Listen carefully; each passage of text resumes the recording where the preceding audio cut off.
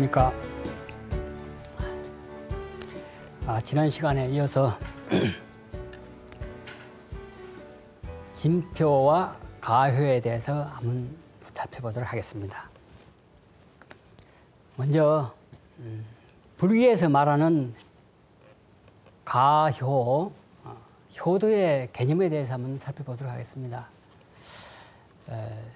불교와 충의 개념에 대해서 이야기할 때도 언급을 했습니다만은 특히 불교를 이야기한다면은 효도 문제하고는 좀 관련이 없는 것처럼 이해하는 경우가 많습니다. 일단 우리 출가의 개념에만 이렇게 많이 이렇게 인식을 하고 있다 보니까 과연 불교와 효도하고 무슨 관련이 있느냐 이렇게 이해하는 경우가 많은데 실제적으로는 그렇지 않습니다. 불경에 보면은 10억의 아라한하게 공양하기보다는 한 사람의 벽지불에게 공양하는 것이 좋다. 100억의 벽지불에 공양하기보다는 삼존의 가르침을 따라서 그 일세의 양친을 봉양하여 제도하는 것이 좋다. 부처님에게 아무리 공양을 많이 하는 것보다도 자기 부모에게 봉양하고 효도하는 것이 훨씬 더 값지다는 이것이 바로 불교의 개념입니다. 효도에 대한 개념입니다. 이런 사실들이 잘 안 알려지다 보니까 부모 처자식 다 버리고 산속에 들어가서 자기 수도하니까 불교는 오히려 효도하고 거리가 멀다 이렇게 이해하죠. 그건 잘못됐다고 말씀드릴 수 있습니다. 대열반경에 보면 또 이런 이야기도 나옵니다.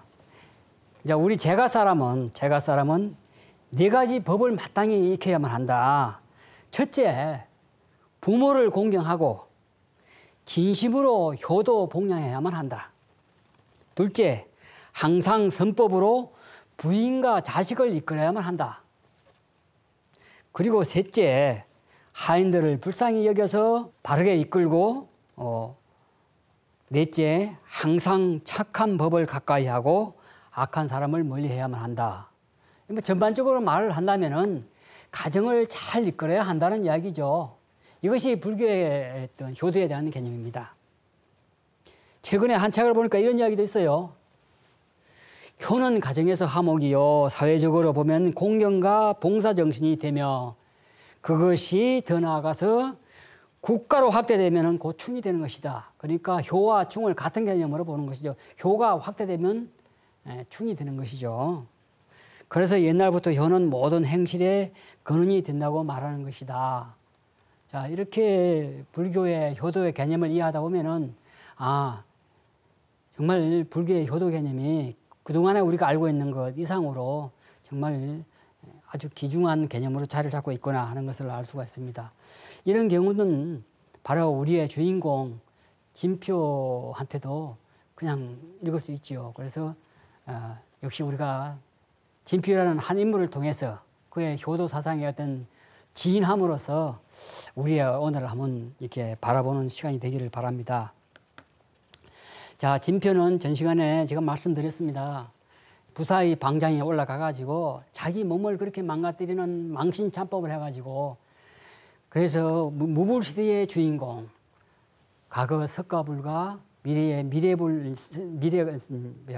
미륵부처님 오는 그 사이에 현재의 우리 무불시대를 다스리는 그러한 교주, 무불시대의 교주, 지장보살의 어떤 친견을 해서 그분으로부터 계를 받고 가표를 받았다. 진표가 금산사를 떠나서 자기 스승이 할 때 금산사를 떠났을 때 그렇게 이야기했죠. 공양차제비법이라는 책 하나 하고 점찰개결한 책 2권하고 주면서 너는 이 2가지를 가지고 가가지고 지장보살과 미륵한테 가가지고 참여하고 이건 아무리 강조해도 지나치지 않습니다. 진표불교에서는 참여하고 그분들한테서 계법을 받아가지고 시상을 랠리 제도하라고 이야기했습니다. 그런데 이제 우리가 전 시간에는 두 지장보살과 미륵분한테 계법을 받으라고 했는데 지장보살한테 계법 받는 장면만 우리가 확인을 했습니다. 자, 이젠 정말 진표가 출가할 때부터 당신의 뿌리요 젖줄이었던 금산사의 어떤 미륵신앙의 바탕이 되었던 그 미륵불을 칭견하기 위해서 진표가 어떤 길로 가고 있는지를 우리가 한번 살펴보자고요. 그동안에 알려져 있는 것은 진표 대성사가 미륵불을 칭견한 것은 변산 부사의 방장으로 이렇게 알려져 왔습니다. 근데 기록에 보면 다르지요. 이거 나와 있습니다. 그러나 진표는 그의 뜻이 자씨에게 있었으므로 중시하지 않고 영산사, 일명 변산 또는 능가산이라고 한다. 그 영산사로 가서 정과 같이 부지런하고 용맹스럽게 정진하였다. 그러니까 이게 상국유사에 나오는 그 이련 스님이 쓴 말입니다. 진표정가에 나온 말이죠. 그러니까 당신한테 원래 뜻이 자씨에게 있었다고 그랬습니다. 자씨가 불교에서 말하는 미륵불을 이야기합니다. 그러니까 진표의 어떤 불교의 젖줄은 원래가 미륵불한테 있었던 것이지 지장무살한테 개법을 받으라고 했던 것이 아니니까 다시 이제 미륵불을 칭견하기 위해서 다시 이제 정진을 하는 거죠.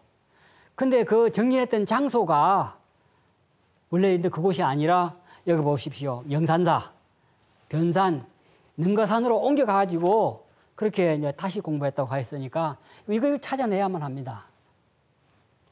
찾기가 힘들었습니다. 찾기가 힘들었는데 여기 보면은 이게 능가산 계암사라는 이제 제가 현장에 가서 답사를 사진을 찍어 왔는데 계암사라는 곳이 이제 능가산이라고 합니다. 근데 이 능가산이라고 하는데 이 능가산이 계암사뿐만 아니라 변산 자체를 능가산이라고 합니다. 그러니까 저기 변산 가면은 내수사도 능가산 내수사, 변산 자체가 내수사니까 능가산이니까 여러 곳을 다 이렇게 능가산 변산하니까 과연 진표께서 미륵불을 칭견한 장소가 어딘지 도대체 능가산 중에서 어딘지 이것을 찾기가 힘들지요. 그래서 저는 이제 이것을 찾기 위해서 다각도로 발품을 팔다가 여기를 한번 찾아봤습니다. 여기가 이제 저기 능가산 계암사라는 절입니다. 절 뒤에 보면은 아주 우뚝 솟은 저 절벽에 바위산이 있습니다. 저걸 참 올라가면 이제 이런 산인데, 전 시간에 우리가 진표 대성사께서 그렇게 그 미륵불을 칭견한 장소가 바로 백제 멸망 이후에 복신이 백제 부흥운동을 일으켰던 오금산성 바로 그 자리였다고 제가 말씀을 드렸습니다. 여기 제가 이제 사진 찍은 아까 전 시간에 가운데 사진 위에 거 보면은 바로 그 간판 사진입니다. 바로 저희가 이제 오금산 산성이 밑에 있습니다. 이게 오금산이죠, 전체가. 오금산에서 여기서 바로 저 안내판이 있는 오금산성 안내판이 있는 저기서 11시 방향으로 한 10m만 올라가면은 왼쪽에 보이는 저 굴이 있습니다. 저 굴이 옛날에 처음에는 바로 원효대사가 의상대사하고 같이 여기에서 공부했던 곳이라고 그래요. 근데 공부를 하다가 원효대사는 의상대사는 장소를 옮깁니다. 옮겨서 바로 저쪽에 현재 의상사라는 터가 있어요. 바로 저기 전 시간에 봤던 부사의 방장 그 봉우리가 바로 이 의상봉입니다. 바로 거기에 또 절터도 있습니다. 의상대사가 수도를 했다는. 바로 그곳이 이제 의상대사가 있었던 것이고, 여기는 현재 원효방이라고도 부르기도 합니다. 이 원효방에서 그 옛날에 이게 보면은 그 당시에 제가 옛날 기사를 하나 있는데 보면은 그 당시에 원효방에 원효대사가 수도할 때 방이 있었다고 그래요. 제가 한번 그 기사를 한번 읽어볼게요. 정상 언저리까지 올라가면은 울군바위라고 불리는 커다란 바위가 있고 그 울군바위 아래 큼지막한 바위굴이 있다. 이름하여 원효방이다. 원효대사가 여기서 암자를 짓고 불법을 강의했는데 이 바위굴 앞에 군중 수백 명이 모여서 문자 그대로 야단법석을 이루었다. 흥미로운 것은 이 바위 틈에 새어나온 물이다. 오로지 한 사람이 하루 동안 먹을 수 있는 분량만 흘러나온다. 그 물을 받아 마시며 원효가 수도를 했다고 전해온다. 여기 보면 이 안에 이제 왼쪽 밑에 있는 것이 물이 나오는 굴 속에 물이 나오는 그곳입니다. 안에서 밑에서 오른쪽에 있는 안에서 바깥을 보는 것이고요. 여기에서 원효 대사가 수도를 할 때 수백 명이 와가지고 이렇게 설법을 청했고 여기서 이제 같이 이제 이렇게 법회를 열었다는 거 아닙니까? 안에 보면은 저쪽에 보면 부처를 모셨다는 이제 진표 대승사께서는 수도하는 곳마다 꼭 미륵불을 갖다가 모시고 수도를 하거든요. 미륵 모시고 또 가운데 오른쪽에 보면은 그 앉았던 그런 자리도 보입니다. 그리고 절이었던 흔적들이 남아 있는 것도 보이고요. 바로 이 바위굴 앞에 보면 옛날에 절에 있었던 곳이 바로 여기 밑에 그림 있죠. 이것이 조선시대 말에 김홍도의 스승 표암 강세왕이 그린 그림입니다. 우궁암도라고 하죠. 여기 보면 그 바위굴의 앞에 절이 있는 것이 보입니다. 전체 그림은 이 그림입니다. 이 표암 강세왕이 그림을 그릴 때 진경상수화를 그리는데 정말 이 사람의 그림의 목적은 그렇습니다. 시 몇 줄보다는 이 그림 하나가 이 모든 책을 아무리 써도 이 그림 하나가 이 그림 하나로 이렇게 보여주는 것이 훨씬 낫다고 해가지고 이 사람이 그린 것이 바로 이런 진경산수화입니다. 실제 그림입니다. 이것도 이 그림도 본인이 가가지고 이렇게 쭉 변사를 갖다가 유람하면서 이 그려온 그림입니다. 이제 글도 여기 쓰여 있지요. 맨 오른쪽 그에 그린 이제 있는 그림이 바로 우궁암 원효방을 그린 그림입니다. 보면 이제 이렇게 절이 있지 않습니까? 바로 저기가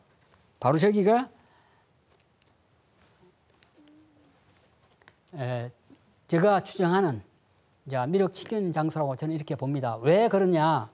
아까 여기 보면은 고려시대에 소위 수선사, 지금으로 말하면 이제 삼보사찰 중에 하나인 순천 송광사에 가 배출한 16국사가 있습니다.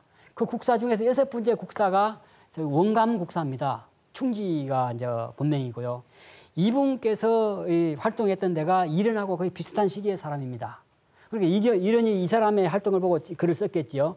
이 양반이 이 원감국사가 그 당시는 원간석이니까 뭐 몽고족이 세운 원나라의 간석이었는데 그때 원나라 세조가 이 사람을 엄청 좋아했다고 합니다. 이 국사님을. 그래서 이 사람을 자기 원나라 수도로 불러 올렸습니다.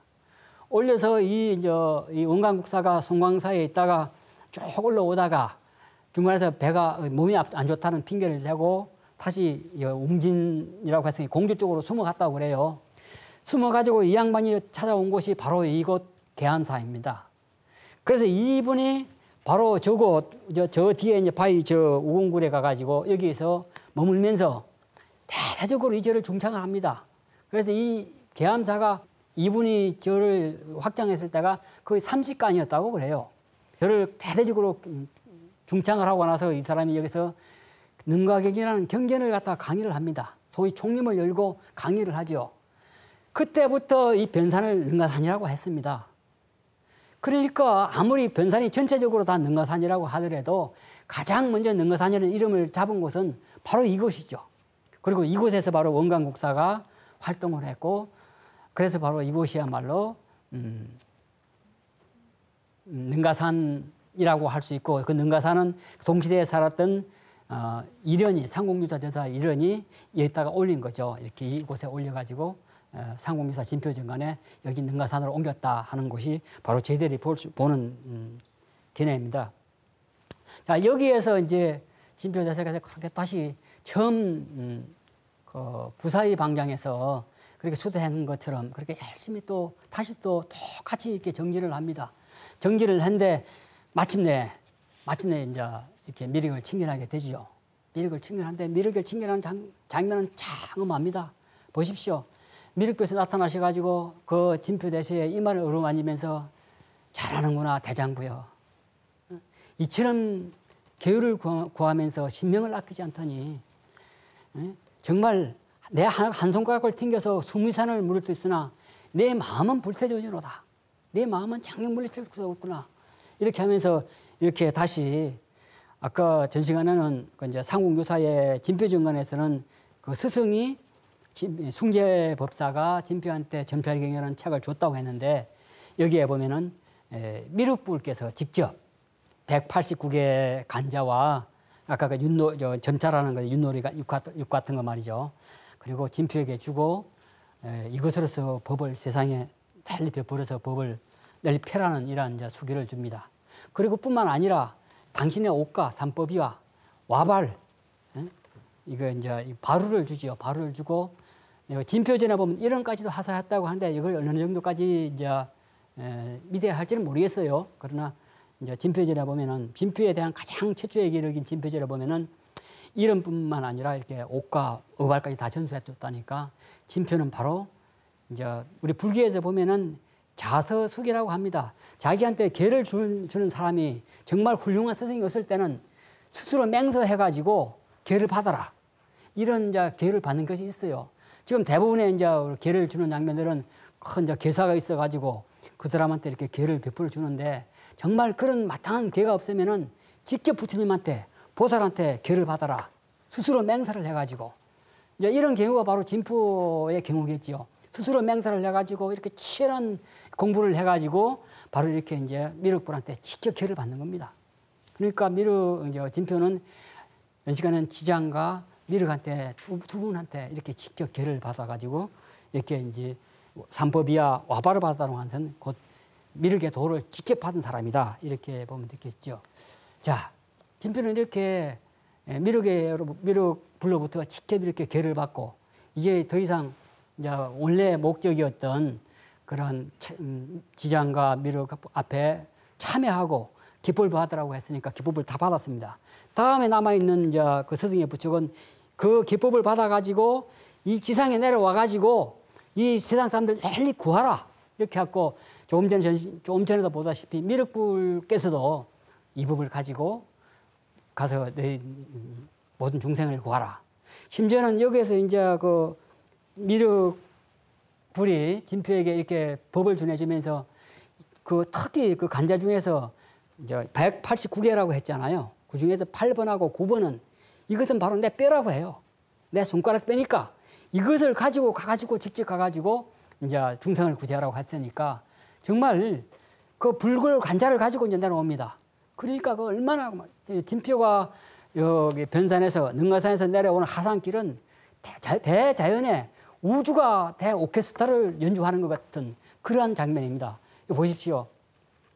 산천, 초목과 날짐승, 길짐승이 모두 해운을 했다고 합니다. 이게 이제 진표전에 보면 나오는 이야기입니다. 공중에서 막 소리가 들립니다. 보살이 산에서 내려오는데 어찌 영접하지 않는가 이런 소리가 들렸다고 합니다. 그리고 그 이제 그때부터 이제 두 마리의 어떤 범이 나타나가지고 이 진표대사를 호위를 합니다. 더 나아가서는 그 앞에 가니까 금산사 입구에 대연진이라는 호수가 있었다고 그래요. 거기서 용이 나타나가지고 이게 옥가사를 이렇게 바쳤다는 거 아닙니까? 그리고 그 당신의 이제 그 용의 건속 8만 명을 데리고 같이 이제 모시고 진표를 앞세우고 이렇게 이제 금산사로 이제 다시 귀환하게 됩니다. 이런 이제 기록들을 보면서 일본 어떤 학자는 진표의 기록들은 너무 황당무계해서 믿을 수가 없다고 이렇게 지적하기도 합니다. 근데 저는 좀 다르게 생각하지요. 문제는 어떻게 우리가 진표에 대한 행적의 자료를 해석을 하느냐. 역사도 해석하기에 따라서 달라지지 않습니까? 실제적인 역사도 해석에 따라 달라지는데 우리는 진표에 관련되어 있는 이러한 기록들을 제대로 해석을 해가지고 전 시간에 이야기했던 정말 지인정기할 수 있는 지인을 잘하면 해석을 할 수 있는 그런 길을 택하는 것이 우리가 할 일이다. 고학이나 우리 후손들이 할 일이지 그것을 비방하고 그것이 뭐 황당무계하다는 그런 어떤 근대적인 잣대를 들여가지고 이야기한다는 것은 잘못됐다. 저는 뭐 개인적으로는 그렇게 평가를 합니다.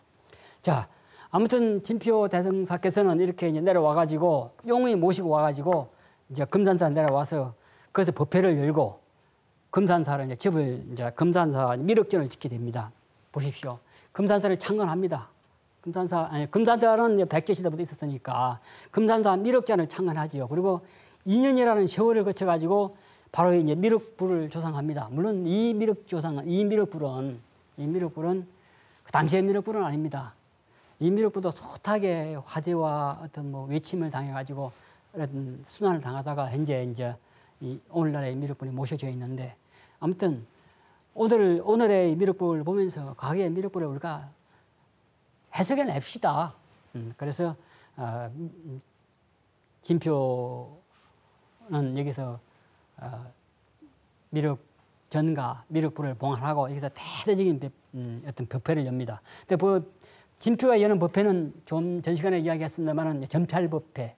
그러니까 이분이 이제 미륵 신앙을 하되 거기서 어떤 이제 점을 쳐가지고 과거의 업보를 이렇게 밝혀가지고 참여하고 그렇게 해서 이제 어떤 미륵불을 칭견하는 이런 이제 법회를 이렇게 쭉 여는 것이 바로 진표불교의 특징이죠. 자, 이러다가 이분께서 쭉 올라갑니다. 충청도를 거쳐가지고 강원도로 이제 북진을 하게 됩니다. 북진을 하면서 이제 그 수많은 이제 중생들을 구제하는 길을 이제 가게 되지요. 근데 가게 될 때 중간에 가면은 이제 소가 나타나고 아마 이제 충청도 정도 왔는가 봐요. 충청도 정도 왔을 때 소가 나타나고 수레를 끌고 간 소가 나타나고 진표 앞에 무릎을 꿇고 소가 우는 거지요. 그러니까 수레를 끄는 수레 주인이 왜 이 소가 스님을 보고 웁니까? 라고 하니까 스님이 나는 근산사에 있었던 진표라는 중이요. 내가 능가산에서 이렇게 미륵불을 직접 칭견하고 미륵의 계법을 가지고 오니까 아마 이 소도 나를 알아보고 이렇게 감업해서 이렇게 절을 하는가 봅니다라고 이야기하니까 그 주인이 그 자리에서 한낱 미물 축생도 이렇게 미륵의 계법을 받은 진표 대승사를 알아보고 이렇게 눈물을 흘리는데 내가 이렇게 있을 수 있겠습니까 하면서 그 자리에서 머리를 깎고 스님이 됐다는 이야기. 그리고 나서 또 북진을 합니다. 하다가 속리산을 거칩니다. 속리산을 걷다 보니까 이 땅이 좋고 위치가 좋았던가 봐요. 그러니까 거기서 표시를 해둡니다. 길상초라는 어떤 뭐 그 당시 어떤 뭐 풀이 있었는지 모르겠습니다만은 아무튼 길상길을 걷다 숨어놓고 또 올라갑니다. 올라가서 저 강원도 강릉으로 갑니다. 강릉으로 가는데 그 이제 큰 어떤 앞에 이제 못이 가로막고 있었는가 봐요. 그 아니면 뭐 바다겠지요. 바다에서 앞에 서 있으니까 조그마한 물고기들이 나타나가지고 다리를 만들어 줍니다. 그래 이 다리를 타고 진표가 가니까 영궁으로 안내를 하지요. 그래서 이 진표는 그 영궁으로 들어가가지고 용왕과 그 용의 건속들한테 계를 줍니다. 자, 이런 것들을 보면은 정말 이거는 어떤 면에서 보면은 이게 불교에서 어떤 저런 소리를 할 수 있나 라는 이야기를 할 수도 있을 줄은 모르겠습니다. 근데 이제 진표 불교의 진표 미륵선행의 특징 중에 하나가 뭐 우리나라 불교 자체도 뭐 신불수법이라고 합니다만은 굉장히 신교적이죠. 우리 고유의 전통 신앙이 쭉 내려온 그런 전통 신앙과 불교의 어떤 신앙이 만나가지고 이렇게 꽃을 피운 적어도 미륵 신앙이 하나에서 꽃을 피운 것이 바로 진표의 불교였다. 저는 이렇게 봅니다. 그래서 이렇게 우리가 해석을 한다면은 아까 일본 어느 학자처럼 이렇게 해석하는 것이 아니라 또 다른 우리의 어떤 방법이 되겠죠. 그래서 그렇게 해서 이제 어떤 용왕 건소까지도 이렇게 계법을 주고 다시 갑니다. 가가지고 금강산으로 들어갑니다. 들어가서 금강사 보면은 여기에 이제 발현사라는 곳을 창건하게 되죠. 발현사가 여기 강원도 고성군 외금강면 용강리라는 곳에 있습니다. 이 그림 자체는 우리 지금은 뭐 북한에 있으니까 답사는 못하고 그 당시에 정조의 명을 의해 가지고 김홍도가 이게 가서 그린 그림입니다. 바로 발현사 앞에 있었던 곳이라고 그래요. 발현이라는 뜻이 저게 말하자면 스님들의 밥그릇이라는 뜻이거든요. 스님들의 밥그릇처럼 오목하게 생겼지 않습니까? 그래, 저곳에다가 이제 절을 짓는데 저곳에서 얽힌 이제 진표 율사하고 따라지는 우리 이야기들은 많은 이야기들이 있습니다만은 그 중에서 이제 여러분이 아마 아실 거예요. 쌀바위 전설. 그러니 진표 대승사 가는 곳마다 이 쌀바위 전설하고 이렇게 얽혀 있습니다.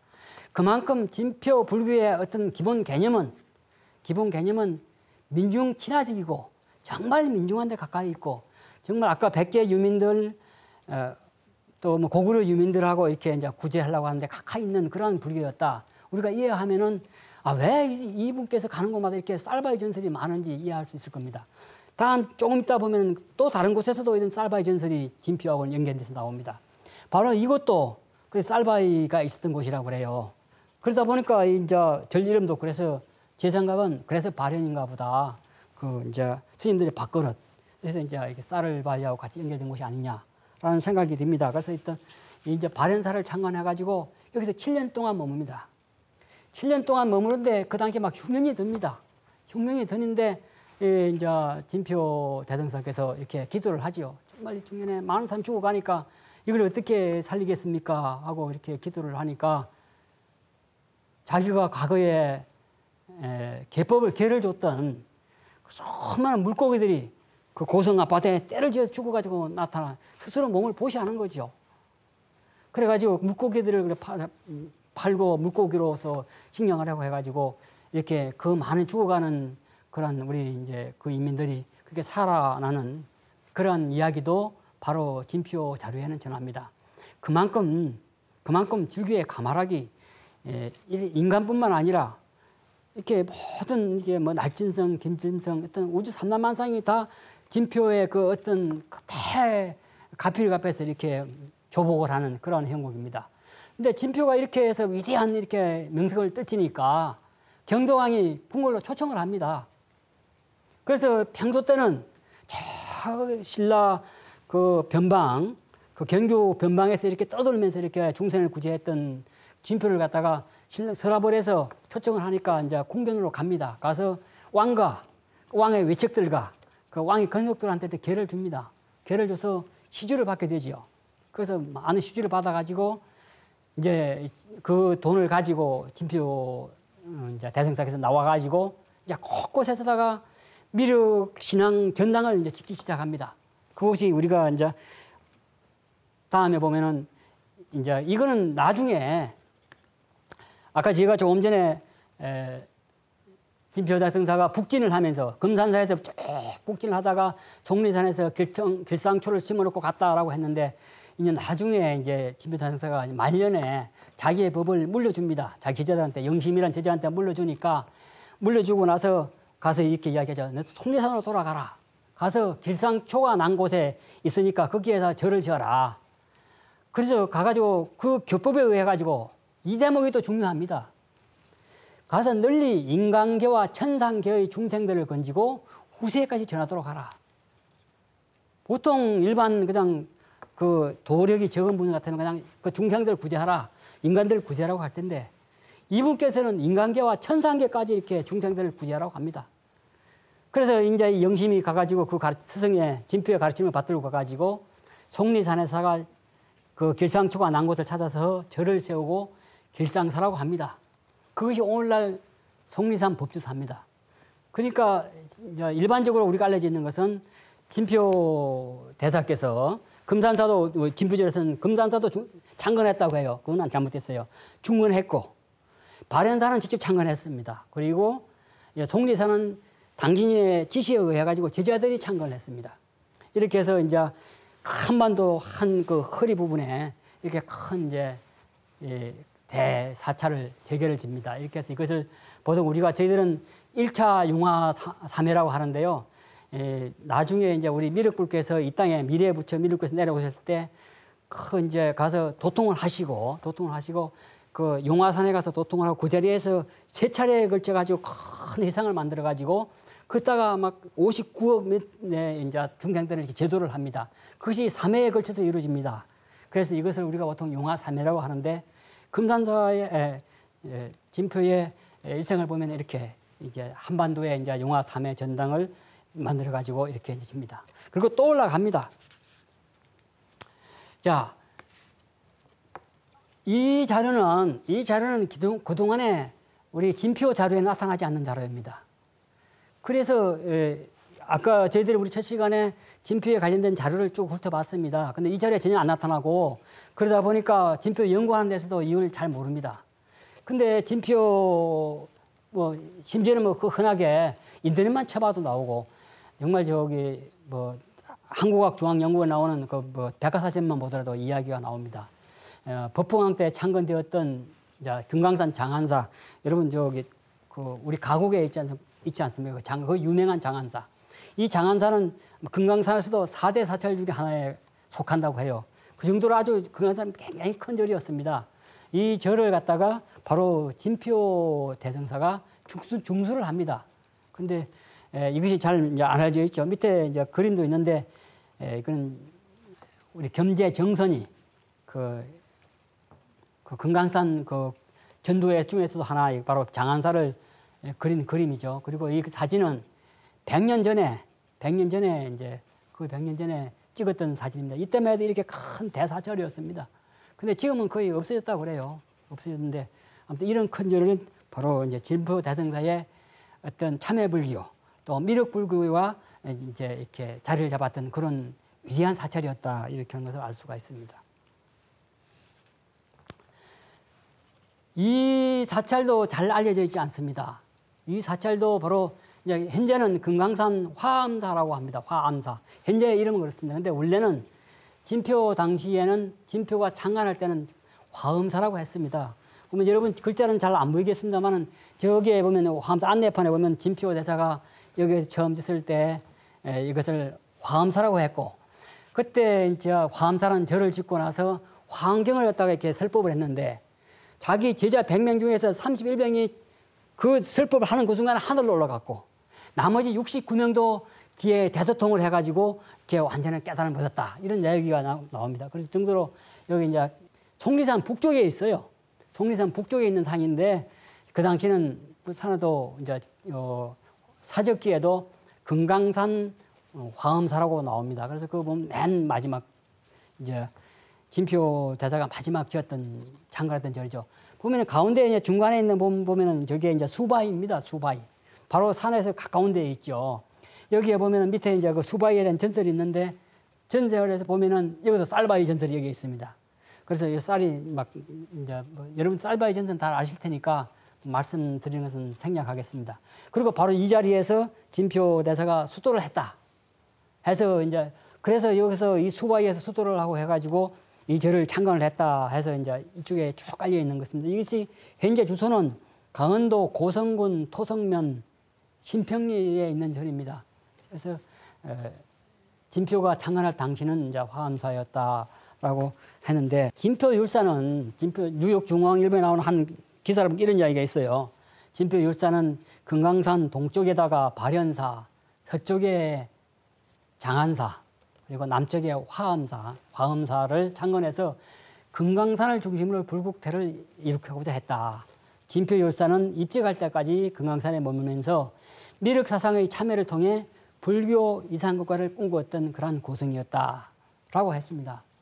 근데 여러분 왜 진표 율사께서 진표 대성사께서 왜 절을 지어놓고 화엄경을 강의를 하고 왜 절을 화엄사라고 했을까요? 저는 이거에 대해서 상당히 고민스럽습니다. 이걸 풀기 위해서 상당히 고민을 했었는데 우리가 이제 불교의 경전을 불죠. 불교 미륵 신앙을 위주로 하는 경전은 미륵 삼부 경전이 있습니다. 그리고 또 미륵 육부 경전이 있다고 그래요. 근데 육부 경전을 줄여가지고 미륵 삼부 경전이라고 하는데 미륵 상생경, 미륵 하생경, 미륵 성불경 이렇게 세 가지가 있습니다. 근데 미륵에 관련된 이런 경전들 중에 가장 빼놓을 수 있는 부분이 바로 화엄경 입법기품에 보면 나옵니다. 화엄경은 불교에서 뭐 다른 어떤 경전도 불교경전은 다 중요한 경전입니다만은 그 중에서도 석가모니 부처가 깨달아 가지고 바로 직후에 이 화엄경을 갖다가 설법했다고 하는 가장 중요한 경입니다. 이 화엄경 중에서도 화엄경 입법기품은 선제동자라는 한 구도자가 문수보살의 지시를 받아가지고 53명의 그러니까 쭉 선지식을 찾아가면서 하나 찾아다니면서 그렇게 이제 묻고 가서 깨달음을 얻고 묻고 해가지고 마지막 깨달아가지고 다시 문수보살한테 와가지고 이제 자기의 어떤 도통한 세계를 그린 그런 경전입니다. 근데 거기에서 가장 화엄경 입법법 중에서도 가장 절정인 곳에 52번째 선지식이 바로 미륵불이 나옵니다. 미륵불이 바로 그 화엄경의 그 선제동제의 마지막 그 최고의 경지에 와가지고 미륵불을 만나가지고 거기서 미륵불한테 마지막 가르침을 받아라. 그래야만이 네가 마지막 그 깨달음의 길을 도통의 길을 가는 마지막 단계를 넘을 수가 있다라고 이야기를 해줍니다. 51번째 선지식이. 그래서 52번째로 가서 미륵불을 만납니다. 미륵불은 그 당시에 대장엄 세계 궁전에 살고 있었습니다. 가가지고 그 이제 선제동자가 미륵불 앞에 탁 가가지고 저한테 제가 이러한 길을 걸어왔습니다. 자, 마지막 그 가르침을 주십시오 하니까 그때 그 미륵불이 손가락을 딱 때리면서 소위 미륵탄지라고 해요. 탄지. 그 보면 이제 손가락을 때리니까 그 당신이 머물렀던 그 대도솔천의 세계가 자그마하게 펼쳐집니다. 그 속에 딱 들어갑니다. 선제동자가. 그러면서 다시 이제 미륵불살이 이 손가락을 퉁기니까 다시 이제 그 장엄한 궁결이 없어지지요. 그러면서 거기서 마지막 이런 우리는 상징적으로 선제동자가 대정하면 그 미륵신앙의 소설천의 세계를 경험하면서 거기서 마지막 깨달음을 구했구나 하는, 그래서 다시 거기서 이제 미륵불이 다시 이제 문수보살로 돌려보냅니다. 돌려보내가지고 그 이제 이 하안경 입법기분의 막을 내리는데, 그런 선제동자를 일생을 쭉 보면은 바로 하안경에서 말하는 선제동자가 바로 진표였구나 하는 것을 알 수가 있습니다. 왜 저는 이렇게 보냐 하면은, 진표 스승이 바로 숭제법사가 당나라에 가가지고 자기는 문수보살한테 계시를 받아가지고 오대산 가가지고 그 문수보살 계를 받았다고 그래요. 진표는 바로 거기서 문수보살하고 또 시작을 해가지고 수많은 길을 그렇게 그 변산부사의 방향 가서 숱한 그런 혹독한 그런 망신참회법을 갖다 거쳐가면서 수도를 내가지고 미륵보살을 칭견하게 됩니다. 화엄경 입법계품의 선제동자 역시 그 문수보살의 지시를 받아가지고 그렇게 이제 처음에 발심을 해서 가다가 52번째 마지막 가서 미륵보살을 칭견하고 미륵을 칭견하고 나서 그 대장엄한 그 도솔천의 어떤 그 대장엄 국토를 보고 나서 그 당시에 이제 자기가 꿈꾸어왔던 그런 구두의 길을 걷게 된단 말이죠. 이럴 때 봤을 때는 바로 이게 미륵보살을 갔던 진표의 길은 바로 화엄경 입법계품에서 말하는 선제동자의 길이었구나 하는 것을 깨달을 수 있지 않느냐 싶습니다. 그래서 아무튼 이제 이렇게 해서 그 선제동자의 길을 왔던 진표대사께서 마지막으로 발현사에서 이렇게 쭉 머뭅니다. 머문데 이게 발현사에 머무기 전에, 발현사에서 이제 머무기 전에 당신이 이제 그렇게 쭉 일생을 살아오다가 마지막 말년의 기간을 보면은 다시 당신이 발현수, 이제 발현사에서 나와가지고 당신이 이제 수도했던 부사의 방향으로 갑니다. 부사의 방향으로 가서 관람하고 다시 자기 고향으로 가가지고 자기 아버지를 찾습니다. 참 이게 고승으로서는 참 보기 힘든 장면이죠. 자기 아버지를 찾아가가지고 아버지한테는 마지막 효도를 바칩니다. 그리고 아버지를 모시고 다시 발현사로 옵니다. 금강산 발현사로 오래가지고 발현사에 와서 당신이 돌아가실 때까지 아버지를 거기에서 모십니다. 절에서. 보통 일반 제가 요즘 근래에 그 성철 스님 여러분 잘 아실 겁니다. 성철 스님의 따님이 그 이제 불필 스님이라고 절에 있지 않습니까? 그 불필 스님의 그 이제 회고록을 제가 봤는데요. 그거 보니까 당신이 처음 만나서 아버지를 찾아갑니다. 그 고등학교 때 하얀 교복을 입고 찾아가니까 첫 마디가 몇십 년 만에 딸이 찾아온 딸한테 첫 마디가 가라 라고 했다고 그래요. 그러니까 대부분의 절에서는 속세에 있는 거 거리를 좀 멀리 하려고 해요. 뭐 성철 스님께서 당신의 딸을 갖다가 가라고 했을 때는 그 깊은 정이 없었겠습니까? 우리 인간의 보통 사람들의 뜻으로 본다면. 그러나 그 큰 고승들의 세계에서 또 다른 세계가 있겠죠. 그러니까 당신의 해륙이 찾아왔을 때 가라고 했겠죠. 근데 이제 진표 대승세 불교는 또 좀 달랐던가 봐요. 이분은 자기 아버지를 당신이 모셨던 절에다가 모십니다. 만약에 오늘날 시각을 보면 대체성 아닙니까? 이거 정말 좀 어려운 이야기죠, 이야기가. 그러나 그 정도의 용들이 모시고 죽을 때까지 산신이라고 불리는 그러한 법들이 죽을 때까지 호위하는 이러한 대법력을 지닌 진표 대승사 보고 대체성이니 소처성이니 이런 말을 따지기는 우리가 조금 좀 어리석고요. 적어도 진표라는 큰 경지에서 계신 분이 그렇게 자기 아버지를 말년에 그래 모셨다는 것은 진표하는 위대한 그러한 교사성이 자리를 잡고 있었구나.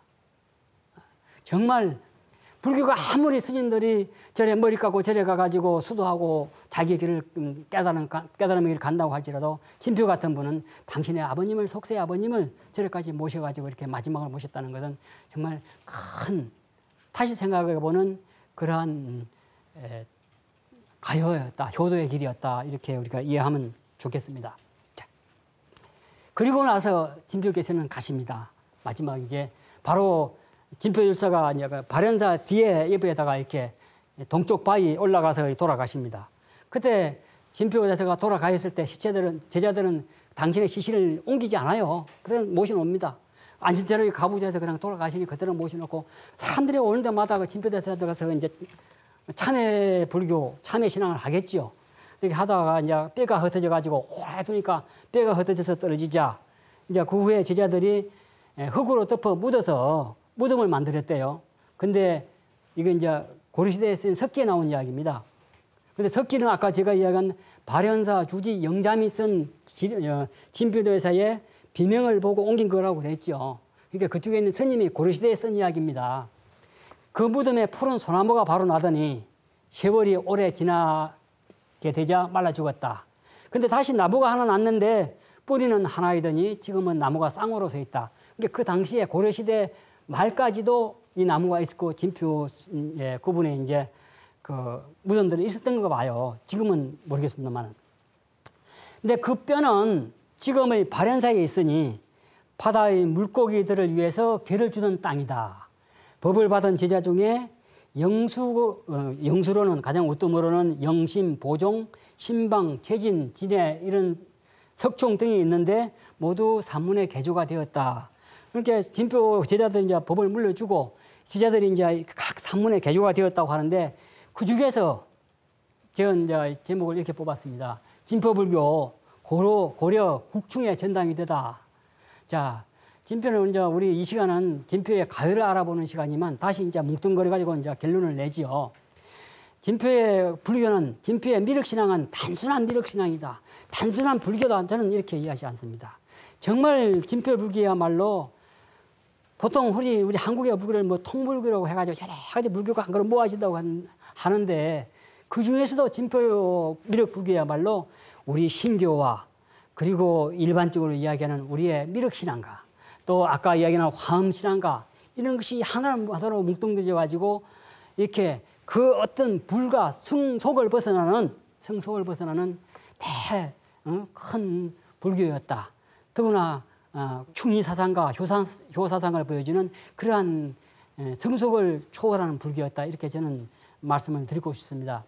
진표 대성사 중에서 법통이 영심으로 전해졌는데 41대 헌덕왕 신라야 41대 헌덕왕의 왕자가 심지라는 사람이 있습니다. 이 심지가 진표의 이제 큰 전법제자 영심이 속리산 법조에서 이제 점찰 법회를 연다는 이야기를 듣고 찾아갑니다. 보니까 정말 장엄한 그러한 법회를 열고 있습니다. 그런데 진표 불교에 입문하기 위해서는 진표가 부사의 방경에 수도했던 그러한 처절한 수행을 거쳐야만 합니다. 그러니까 이 심리도 와가지고 그렇게 이제 영심의 그 점찰 회당에 오니까 자기가 와서 그렇게 막 복숭아나무에 올라가지고 막 떨어지고 하는 그런 막 큰 수행의 모습을 보여줍니다. 그러니까 이 이제 영심이 진표로부터 이어받은 전법의 도구, 이때면 진표의 옥과 의발과 옥과 그 바루와 또 진표가 이제 미륵부처의 뼈라고 했던 그 간자를 물려줍니다. 이 간자를 들고 심지가 당신이 머물렀던 저 대구로 갑니다. 대구 팔공산으로 가죠. 대구 팔공산으로 가가지고 이제 팔공산 꼭대기로 정상으로 올라가는데 그때 산신들이 이렇게 대동을 합니다. 산신이 대동을 해가지고 산신한테 이제 지시를 하죠. 진표 물론 아까도 말씀드렸다시피 산신조차도 이렇게 우리 신교의 산신조차도 이렇게 호령하라는 그러한 단계의 어떤 불교인가 봐요. 네가 여기서 내가 이 간자를 모실 수 있는 절을 세우려고 하는데 네가 자리를 정해라 하고 산신한테 이야기를 하니까 이 산신이 이제 진표가 가지고 있던 불골 간자, 부처님 뼈라는 미륵 부처의 뼈라는 그 간자 두 개를 갖다가 공중으로 날립니다. 날리니까 그 간자가 쭉 떨어져 가지고 한 그 밑에 우물에 팔공산 우물에 떨어져요. 그 우물에 떨어진 그 자리를 찾아가지고 절을 진 곳이 바로 오늘날 팔공산 동화사입니다. 그래서 이 심지는 진표의 지자 심지는 바로 이 팔공산 동화사 또 팔공산 근처에 있는 파괴사 이런 절들은 다 진표의 법을 이어받았던 이런 사실들 잘 몰라요. 이 동화사나 파괴사가 원래는 진표의 어떤 법을 이어받았던 그런 미륵신앙의 전당이었던 잘 몰라요. 지금은 막 큰 약사부를 막 가면 대부를 어마어마하게 노태우 정권 때 대통령 때 가보시는 분은 아실 거예요. 약사부를 막 지어놓고 했어요. 근데 원래는 그것이 심지가 진, 그게 진표의 손자 제자인 심지가 지은 창건한 그런 미륵 진당이었다는 거 그렇게 좀 아시면 되겠고, 또 하나는 이제 이 진표 지자 중에서 아까 석중이라는 사람이 있다고 했는데 그 후에 나아가가지고 이제 나중에 신라가 망했을 때 그 진표의 율사의 그 어떤 가사 한 벌과 이 간자를 간자 89개를 신라 만년에 신라 말년에 고려가 나왔을 때 이제 고려 태조 왕건한테 바칩니다. 그래서 진표가 받았던 진표의 그 부처님 뼈라고 하는 미륵불의 뼈라는 간자와 189개의 또 간자를 갖다가 이제 이게 고려 왕건한테 바쳤다는 것은 무슨 말씀입니까? 고려는 정말 그 불교국가죠. 정말 불교를 신봉했던 시대가 바로 고려 시대 아닙니까? 바로 그 왕건한테 이렇게 이제 진표의 그 유품이 전달됩니다. 그러다 보니까 고려 시대의 어떤 뿌리는 바로 진표 불교에 있었다. 이렇게도 우리가 볼 수 있다고 말씀드릴 수 있겠습니다. 그래서 이제 태조 왕건이 가지고 있던 진표의 그 간자는 다시 동화사로 전해집니다. 내려갑니다. 내려가다가 고려 예종 때 이제 예종이 불굴 간자를 보자고 그래요. 그래 봐가지고 이 간자를 가지고 다시 이제 대궐에 바치지. 왕이 달라고 보고 싶다고 하니까 어떻게 하겠어요? 바치지요. 바쳐가지고 이제 이게 예종이 참여 불교 이제 법회를 하게 되지요. 대궐에서 하다가 이제 주인한테 돌려줘야 되니까 돌려줘야 되는데 그만 잊어버렸어요.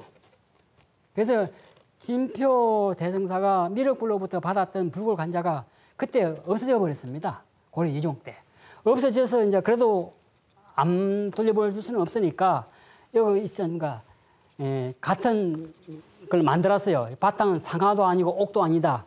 그런 걸로 만들어 가지고 불굴 간자를 만들어 가지고 동화사로 보내줍니다. 그래서 동화사에서 그게 보관되다가 그 후에는 그것이 어떻게 됐는지 이제 사라집니다. 그리고 이제 한국의 미륵 불교도 점차 이제 지금 고려 말기로 내려오면서 혼란한 고려 말기 또 다시 이제 조선 시대에 와가지고 유교화 되면서 그만 그게 이제 허지부지 되어버렸지요. 그래서 진표 불교가 거기에서 후세에서 중간에서 이제 맥이 끊어졌는데 이제 다시 이제 꽃필 날이 있겠죠.